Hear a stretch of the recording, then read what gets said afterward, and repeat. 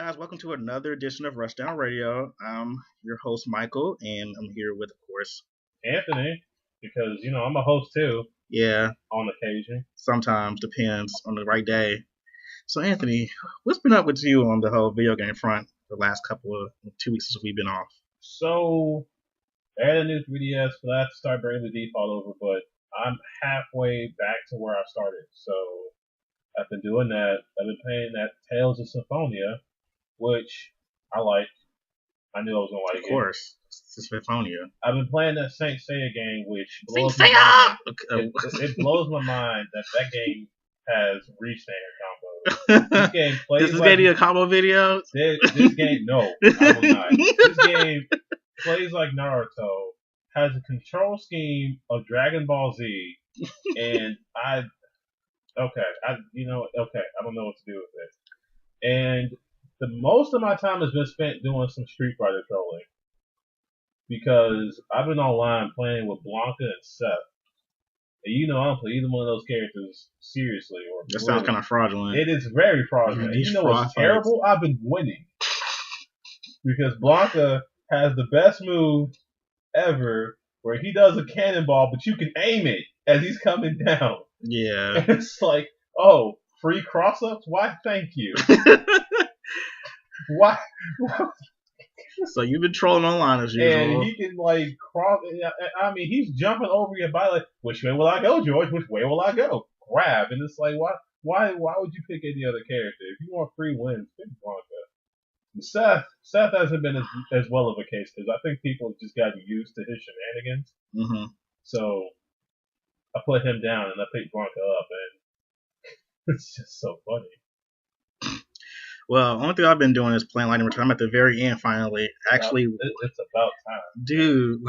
I'm having an emotional breakdown as I play it. I know this is the end. There's no more Lightning to look forward to next year. Wish this game was annual. Don't call it Duty. I would call it. I would definitely buy it annually, but it's just It's not happening. I know. I gotta be. Might end up in a fight game. Yeah, this Cydia 3 or PS4. And Xbox 3? Wait, no, I said Xbox 360. Xbox No, One. you might be right, because I feel like the console thing has gotten really weird, but that's another topic for another day. Yeah. So I might do a video about it. I've been playing that and Child of Light, which I'll do reviews weekend for. And how is that? I downloaded it and I looked at it. It's worth playing. I think you'll like it. It's platformer and it's RPG. Platformer, I do like those. So together, they made a baby called Child of Light. See? I mean, I'm only not going to play it right now because I have so much to play already. Yeah. But there are games I haven't even started, and they're just looking at me. Like Metro last night, I really want to start that, but I know I shouldn't. All right, guys. So our next story is, let's see, Konami game sales have gone down 37% in this fiscal year. Anthony, do you have any thoughts about this? You know I do. So what? So let's start with the most obvious thing we're probably going to talk about. What? Selling demos for $30. Because what are you that's talking about? Why some of their margins are down. What are you talking about? Selling a demo I'm sorry. Ground zeros for those who think that that's a game. It is. You know what? I'm not going to. You're paying for the experience. You're experiencing, what's going to happen. I'm not paying $30 for a 1 hour experience. That's 1 hour as a person who doesn't play Metal Gear. And, people are like, oh, you can do all the side quests. I flipped that game inside out. And then when I did that, it took 4 hours at the most. So your one gripe is the fact that they come out with a demo for $30. Ha! You think that's where it ends? All right. So then we have Castlevania, Lord of the Shadows, that franchise, which I thought was garbage from the get-go, but I played it because, oh God, what is his name? Picard. Oh my God, I was forgetting. His name was Gabriel. Patrick Stewart. Oh, so something like that. Because he was a voice. Yes, that is my whole reason for picking up the first one. Patrick Stewart? Because Patrick Stewart had a voice in it. Because Xavier was in it? Yes, and it was good and it was awesome. And, he did a great job. And the game itself, if you could ignore all the games it stole from, was not the terrible experience that I may chalk it up to be. But then they come out with the one for the 3DS, which is subpar, and then they come out with a second one that was garbage. Like, it's Alucard. They took everything they stole, put it away, and then stole some more stuff from games that were bad for those games. And I need Konami to make a game where they don't steal and plagiarize bad things. So, in a nutshell, what do you think the reason their profit margins are down? I ain't done yet. And my last one is Yu-Gi-Oh! Their card games they've been putting on PSN, I bought one. And I'm going to need them to step their netcode up. Because either I'm getting, like, rage quit after rage quit, or your connections are just terrible. And I really think that Yu-Gi-Oh! Is a cash cow for them, and I should probably expect that to be as such. But it's like, don't make it so I have to buy your DLC. The starting deck in that game is trash. They take all the cards from packs that you threw away when you saw them, and they made a deck out of it. And instead of that, they're like, well, if you don't like that, you can pay $2 for an already made deck with all the cards that you can make a deck with. Well, Konami, I just paid $10 for the game, so why not? I mean, at least I get more than an hour out of the experience. It's fine. Just take it. So, my 3 points for Konami: don't put a price point on demos. Make better games, and if you're gonna plagiarize, do it right. And netcode. Get better ones. All right, and that, my friends, is Anthony's, rant against Konami, pretty much. And I never thought I'd ever have a rant against Konami, but they just fucked up recently. Fucking up, Konami. You done fucked it up. All right, so our next story is talking about Capcom and their new, strengthening strategy plan for the next fiscal year. They're going to develop more online titles like Deep Down, and they list their 6 powerful series key to growth. Let's hear it. So these powerful series that they in question is Resident Evil, because 6 was just amazing. Wait, stop. Resident Evil is in that list? That's the first one listed. It's Resident Evil, Street Fighter, Monster Hunter, Devil May Cry, Dead Rising, and Lost Planet. All right, so let's give a brief. No, bring that list back. Bring that list back. Because we gotta talk about each one individually. Not too long now, but long enough that we get some insight here. What's the first one? Resident Evil. So the last good one was like Revelations. And but 6. Oh, you mean the game like that was part horror, part action, testosterone, part action, and part Marvel vs. Capcom 3? He had Jaguar. Why I do this to myself? Part Marvel? I Really? did this to myself. I mean, he had cheap combos just like Wesker. Yup. Okay. I'm fighting you. He couldn't do gunshot though. Yeah. He couldn't OTG his gunshot. But he could. That's because them bodies wasn't flopping. Those bodies in that game followed some law of physics where OTGs were not possible. Yeah. That was a new vibe. Okay, the second game was Street Fighter, which of course I think that's a legitimate franchise. A given. Yeah. If they were gonna focus on Street Fighter, it was dumb in the first place. Okay, they have Monster Hunter. That's a big one. That's a big one in Japan. That is. And it would be in America if they brought it over here. They brought the one for 3DS here, and the other one on the Wii U. They just picked great platforms for it with better like online infrastructures. I promise you, if they put it on the 360 and PS3, oh my god, people would lose shit. Yeah. People would be like, what? It's time for a platform change for Monster Hunter, honestly. Yes. Devil May Cry. The Polarizing last one that came out, which I liked it. I liked it until they put out that version of DLC. That other DLC was garbage. It wasn't so bad, I had to trade in the game completely. I'm glad it was free for me since I had pre-ordered it. Yeah, me too. Like, I actually pre-ordered it the day before release, and I was alright with that. I can't believe Dead Rising is listed after that, but they only have like 3 games in the series? No, 4 if you count the side crap they did. Oh, yeah. Lost Planet. They did Dead Rising 2 twice. One with Chuck and the other one with Frank West, who had been bitten in. It was pretty much the same story. Get Zombreaks, get out. Survive. And then the last one is Lost Planet. I haven't even played Lost Planet. I know that's like one of those friends. I'm like, I don't know how they think that's a big series. I mean, it's one of their powerful in quotations too. My thing is, I've read reviews on them, which is why I haven't played it, because it's a pretty big consensus that the first one was the only good one. If this was like Devil May Cry, where it was like 1 was great, 2 was bad, 3 was great, I could deal with that. But 1 was great, and 2 and 3 were bad. For what? For Lost Planet. Oh, what's the other game that came to America? What's that game? It came in Japan. It was a spinoff for Lost Planet. I can't think of the name of it though. Found Planet? No, no. I can't think of the name of it. If anybody's listening, could you please tell me the name? Comment below and tell me what the name of that Japanese spinoff for Lost Planet is. Was it so Lost Planet? Shut up. Oh, one of the other tactics they're gonna do is for strengthening their online business is more DLC. Yeah, because that worked out great for them in the beginning. Enhancing quality and accumulate know-how by developing more titles internally and realign the lineups of titles. So basically, that means no more outsourcing for one thing, and that's great. Having more games come out at a season or like a better time frame, because they would have like one game come out one season, then they'll have a drought of games, and then they have all the DLC.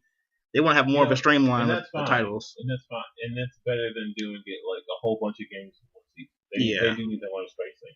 But that DLC policy, that totally worked great for them before. Man, their DLC policy is horrible. The only thing they need to do about that DLC policy is stop hiding it and stop charging people no more on this DLC. Oh, stop charging people for things they should have. Like, seriously, they charge people for Asura's Wrath's ending? Yeah. Are you kidding me? The ending? You didn't need the ending at first. You just need to know it ended. And what's really bad is that when I've talked to people, I haven't played the game. I wish I had. It looks like a really cool anime. But it pretty much is. When I've talked to people who actually bought it, they said it looks like Capcom just cut it off the reel and said, let's sell it as a separate thing. Chop.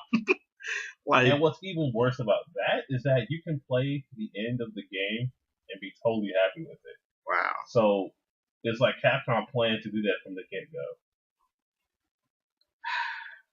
So stop planning to do things like that. Capcom, this strengthening their 6.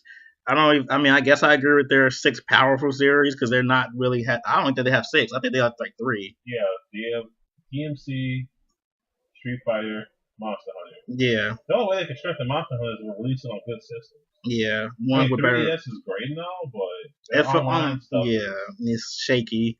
Oh, another thing they can do is make games with good netcode. You talking about Marvel? That's not even listed. No, I'm talking about games they make. Because another game with shit netcode is their Street Fighter Cross Tekken.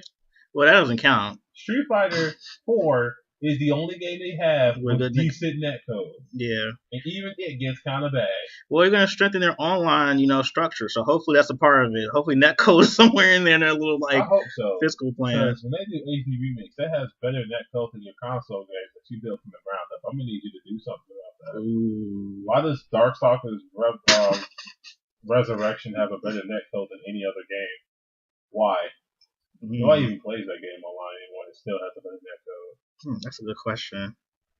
But I guess we can go into our next story. We've had enough of, Capcom bashing for one day. True. Yes. All right. And our last story of today is Shaq-Fu, A Legend Reborn, has finally got his funding goal. Yes, they finally gathered up $450,000 for this game. No thanks to Shawnee O'Neal. And it's going to be the greatest game of the year.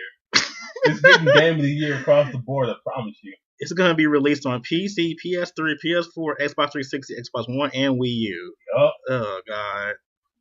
So, the things that people got for giving this game so much money.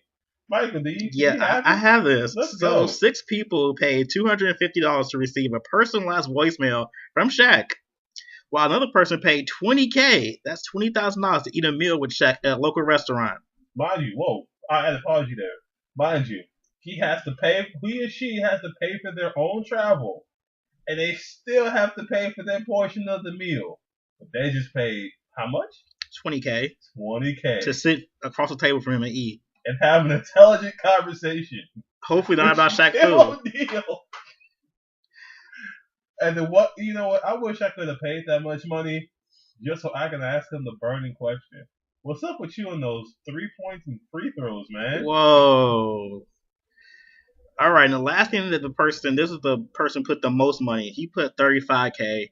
Shaq will travel to their party and play a DJ set, plus get a copy of the game, a T-shirt, and a poster. Now that's unfortunate. Why is it unfortunate? Because you're gonna have Shaq at your party playing music he likes. He's gonna probably play his rap album. That's the unfortunate part. They're gonna play his album, and if you haven't heard his album, stay away. Because I have to be the person who listens to this stuff, so I can have a valid opinion of it. And I did, and I wish I didn't. Like, listening to Shaq rap and diss people, because he disses people who actually rap. Why wouldn't he? You gotta go with people here if you're gonna be a rapper. It's like, I can't, oh God. He ain't even a one-hit wonder. He's just a wonder of how he got on the rap scene. Because he had money. I mean, he was one of the highest paid, like, athletes at that time. He was, like, really big, so... Just pay somebody. Now he's just on Gold Bond commercials and icy because he getting old. Meanwhile, Shawnee O'Neal sitting there luxuriating on her TV show she executive producing on his dime. Man, that I wish they had also talked about the guy who paid to go to his house and play basketball. Oh yeah, that was the. Let's see. Let me see if that's in there. Nope, they didn't add that part in there. I think that was $30,000 to go to his house and play basketball. I mean, all they really have to do is make sure that all he shoots is 3 points. And they win. That's it. How can somebody that tall not shoot far? How can he not do free throws? Come on, Shaq. I hate the tagline. This time we won't fool it up. Like, you messed up so bad last time. Well, I mean, they're making such a great leap. Don't even know what the game is gonna look like. You just got a trailer. That could not be what the actual game is gonna look like. You know what's killing me? They're not even gonna make a fighting game out of it. It's a beat 'em up. That's bad. And this could have been like they could at least kept their like legacy going from the original. And the only thing that changes is that when you fight a boss, first of all they have a combo system where you learn new moves along the way. Okay. So then you have to beat bosses, of course. So then when you beat a boss, you can play as the boss through the game. I mean, that's something. That changes up stuff. This sounds like this is gonna suck. Sorry, I can't be a part of this. What if they get Ninja Theory to help them? Spoiler alert, this game's gonna be really terrible. You know what? When I review it, I have to be honest. You gonna say it's God's your game movie? No. You're gonna say it's God body. I'm gonna be very No, honest. you're not. It's terrible. Let me review it because I feel like I will give an honest opinion about it because you're just a fanboy of this foolishness and they can't take your opinion seriously. You know what I'm a fan of? The salt that comes from it. I'm a fan of when I say, man, Shaq is the greatest game ever. People get upset and that's when my fanism comes in. I see. But this review though, I'm scared. I'm going to make the best review ever for that game. I'm just not. It's going to be great. Okay, so you're excited about it still. This is like the second time we talked about this game on this show. I'm so hyped. I'm not hyped at all for this foolishness, and I'll never be hyped. I'm going to watch Basketball Wives. I'm going to tell people this is the greatest beat-em-up since Devil May Cry 1. Okay, and that note, we're going to end our news for this week. All right, guys, so now in our discussion topic this week, we'll be discussing Nintendo. There's so much news about Nintendo this week, so we figured, why not just talk about them for a nice little hefty minute? So, let's talk about, what first we want to talk about for Nintendo? Well, let's get this out the way, because we're not going to talk a whole lot about it, and that's the Pokemon one. Oh, God. How they're going to be making remakes of Sapphire and Ruby after fans were clamoring about it for months and months and months. Like, once they saw that Red and Blue, or Green as it were, were getting remade, they were like, remake all the other old ones, because they just want to see old games on new systems, you know, they just want to see innovation. That's not innovation. It's not even close. And the one thing that confuses me about this is, the one thing that they talk about is that it's a remake, but it's going to be in a brand new land. What? Exactly. That's not a remake then. Like, the remakes that they made were exactly as it was. Like, the only thing they changed was in Heart Gold and Soul Silver, your Pokemon travels alongside you. You get like a pedometer or something, but that's about it. Otherwise, it stays true to the original source. Now they're like, yeah, we're gonna make it so that you're in a brand new world, and it's a remake. So, what? I don't get it. So yeah, that's Pokemon. You're not hype? I'm not, because first of all, this comes out a year after X and Y, which was pretty epic. Right, I don't think this had a lot of development time, because Pokemon deserves development time up the ass. They have a lot of things they need to do. I mean, people think it's a pretty simple game, but as Pokemon went on, if you play it, you'll actually find out it's pretty complex. It's a really complex system, and especially the people who play Pokemon competitively, as I've come to do. It's like there's a lot. You always thirsting to like play somebody. Man, I want to play somebody outside. I want to battle somebody. Man, it's like you really are the eternal challenger. You're just as bad as Ash. So a lot of work goes into those games that people may or may not understand. So that makes me think that not a lot of work has gone into this, and I'm a little worried about it. Or you probably got another team working on this. I mean, if they had it working alongside X and Y, then maybe. But I'm just skeptical. Is it gonna have the same, like, I guess, engine as X and Y? I can only assume so, since it's coming out for 3DS. That'd be tacky if they had 2D still. Yeah, it would be. You can't take a big step forward and then take a big step back. Like, so X and Y was like a phenomenon. We'll never do again. Take these 2D games. Yeah, that's they can't do that. So one can only assume. All right, so the next part of the story we're going to talk about is, well, this is like a big uproar over the internet, was the Tamagotchi life does not have same-sex, marriages in it in the game. And for those who aren't really familiar with Tamagotchi life, to put it simply, it is The Sims where you pretty much play as your me. Yeah, the one you created and brought up, cultivated, loved, say, hey, that looks like me. You get to play as them in a sim-like environment, kind of like a big MMORPG kind of setting too. So they are doing. Oh, you stop it. Oh, so they are doing same-sex marriages, and a lot of people seem to be pretty upset about that. Since I guess we're in the golden age of gaming where same-sex marriages should be a thing, thanks to people like Mass Effect, which I don't knock it.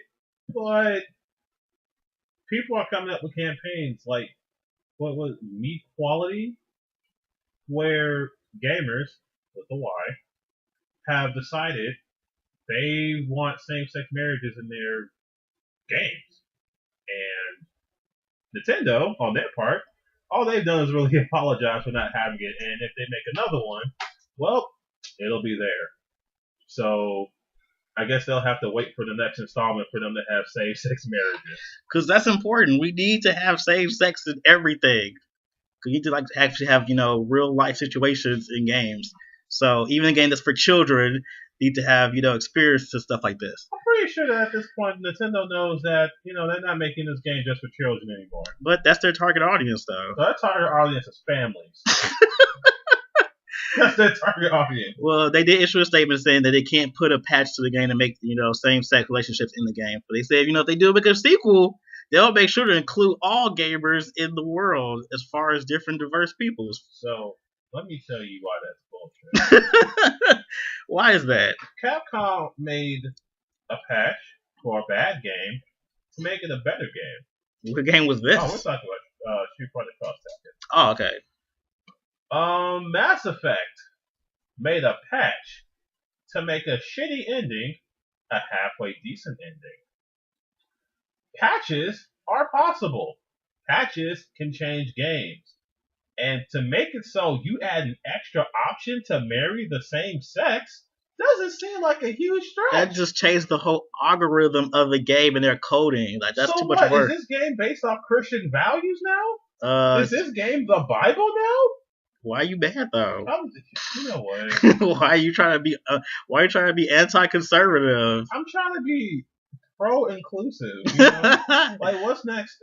But on the same hand, I guess it's one of those things where it's like, I don't know if we should be complaining about this because they made a really big deal of that. I was on Twitter looking at a lot of the comments. People were saying they had like a whole campaign about it. What's the name of the campaign for? The meat quality. Meat quality. And, I would probably make an equally big deal about it if this is something that wasn't on Nintendo. I mean, to be surprised that Nintendo doesn't have same-sex marriage is I don't know. I can't make a good comparison. I can't. Yeah, they made a really big uproar about it. But the fact that Nintendo at least came up with an apology, even though the apology wasn't all that great, they're like, you know what? We been messed up. Well, actually, they don't even think they messed up. They're like, oh, we didn't see this coming. Like, to be honest with you, the fact that they're complaining about marriage, period, is astounding. The fact that marriage is there in a kid's game is astounding to me. But I guess they know that their target audience also is adults who think that, this is real life. So, it's whatever. Or people. Gamers will have their day. I wonder if they have same-sex, relationships in, what's that game? Animal Crossing. I doubt it, though. I don't think they have relationships, period. Oh, they don't? I've never played Animal Crossing. So. I don't think I just thought another sim game. All I thought that game was about was you are a slave to your landlord, so you get a farm to make ends meet. It's a game about never having enough. It's like a whole episode of Good Times. Exactly. That game is all about good times. Temporary layoffs. Standing in the shower line. It's like every time you get a bit of money, it's like it's more than you thought, but less than you hoped. And it's never enough. Never. You're always slaving over your crops. But yeah, that's So in all of this, Nintendo released that they've had less than stellar profit margins for the fiscal year recently. Yes, I know everybody's aghast. Money? They are not making money as much as they would like to. I can't believe it because I thought there was a Wii U in every home by now. I have one in my home. Yeah, you and like 20 other people. In the whole USA. Not even the country. I mean, not even the county.